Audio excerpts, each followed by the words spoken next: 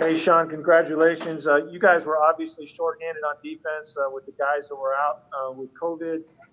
Talk about the ability to rise to that occasion and then sealing the game as you did with your fumble recovery. Yeah, I mean, everybody, like you said, everybody rose to the occasion. Everyone came in, stepped up, and did what they had to do. Kevin Minter came in and played, a significant higher role than he's played, throughout the year, and it was like the beat didn't stop. And you had younger guys, Cam Gill getting in there and Deuce Chappelle getting in there and guys like that. I mean, that's all you can really ask for as a coach and as a player, for guys to trust one another and to go in there and battle for each other. So. And how did it feel for you to have that play? That game got close for a while and you were able to seal it down.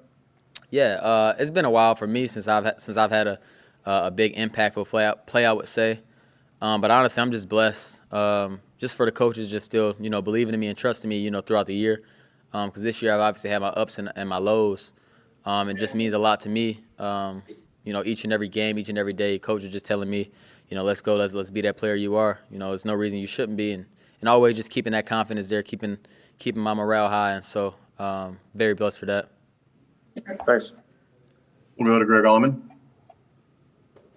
Hey, Sean, Ridley gave you guys a lot of trouble 2 weeks ago in that first game. I think he went for 163. Yes, what was different today? What did you guys do? Obviously, you had the fumble there, but he only had 52 yards on 8 catches. What was the key to keeping him in check? Honestly, just playing our keys, playing our technique, playing our proper keys.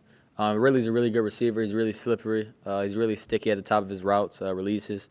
But the main thing was kind of ourselves. We were beating ourselves last week, or not last week, but the week before, in techniques. We were getting certain calls, but we were playing them the way we weren't supposed to be playing them in that sense. So I would say just technique, being technique sound, and being patient and reading our keys and staying in control of our own destiny and our own game. Thanks, Sean. We'll go to Scott Smith.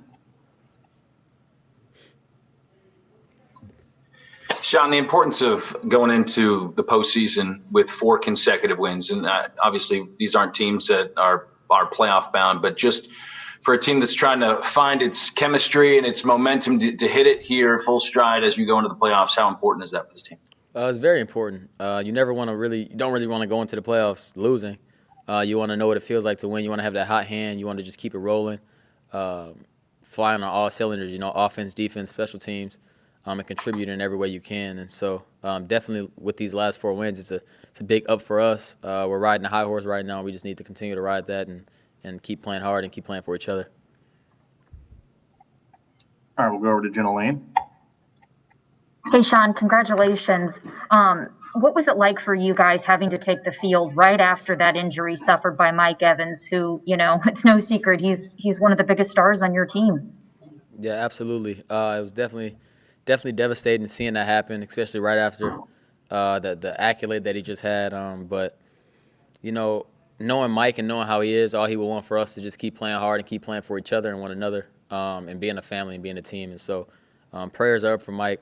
And I hope for a speedy recovery. I'm not really sure. I don't really know how many details or results or anything about the injury and what happened. But what I do know is that he's a fighter, and I do know that if he can go for us, he's going to try everything he can to get back on that field. So I'm just praying for him and praying for his family and praying for a speedy recovery. And your unit, you guys have had a lot of injuries in the secondary as of late with Carlton Davis, and Coach said that you've been banged up as well recently. You've played with some injuries and things like that.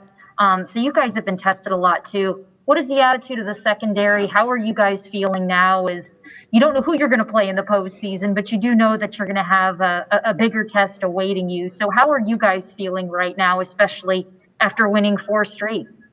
Yeah, I mean, we're confident. That's the main thing, is being confident. I always talk about confidence. But we play for one another, and that's the thing that I feel like sets us apart from a lot of people, a lot of position groups, a lot of things like that. Because no matter what it is, we're always going to fight for each other. We're never going to sit there and go back and forth about, oh, you did this, you got to do this. You did this, you do this. We just go out there and play. And one guy messes up, we cover for him, and we do that on a consistent basis. And so. Our main thing is just staying together, staying as a brotherhood, staying tough and fighting through everything, fighting through adversity, fighting through injuries, fighting through the naysayers that say we can't do certain things, and just all being underdogs and having that underdog mentality. It's going to take us far where we want to go. All right, our last one's going to come from Mark Cook.